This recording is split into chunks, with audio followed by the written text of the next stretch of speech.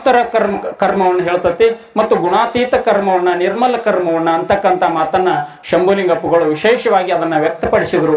ಅದ ನಂತರದಲ್ಲಿ ಸ್ವಾಮಿ ವಿವೇಕಾನಂದರು ಪ್ರಕಟ ಮಾಡತಕ್ಕಂಥ ಪತ್ರಿಕೆ ಪ್ರಬುದ್ಧ ಭಾರತ ಅಂತೇಳಿ ಒಂದು ದೇಶದಲ್ಲಿ ಪತ್ರಿಕೆ, ಆ ಪತ್ರಿಕೆಯಲ್ಲಿ ಸಹಿತ ಇವ್ರದೊಂದು ವಿಚಾರ ಪ್ರಕಟ ಆಯಿತು.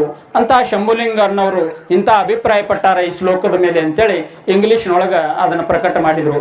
ಅಂಥ ಎಲ್ಲರೂ ಮಾಡಿ ತಮ್ಮ ವೈಚಾರಿಕತೆಯನ್ನು ತೋರಿಸಿದ ಮೇಲೂ ಸಹಿತ ನಮ್ಮ ಶಂಭುಲಿಂಗಪ್ಪಗಳಿಗೆ ಅಂಥ ಒಂದು ಸೂಕ್ಷ್ಮಾತಿ ಸೂಕ್ಷ್ಮ ವಿಚಾರ ಕಾಣ್ತೈತೆ ಅಂದ್ರೆ ಇವರ ಅಧ್ಯಯನ ಶೈಲಿ ಮತ್ತು ಇವರ ಅಧ್ಯಯನದ ಅಂತರಂಗ ಯಾವ ರೀತಿ ವಿಶಾಲವಾಗಿತ್ತು ಅನ್ನೋದಕ್ಕೆ ಇಂಥ ಸಾಕ್ಷಿ ಬಿಟ್ಟರೆ ಮತ್ತೊಂದು ಸಾಕ್ಷಿ ಕೊಡಕ್ಕೆ ಸಾಧ್ಯ ಇಲ್ಲ.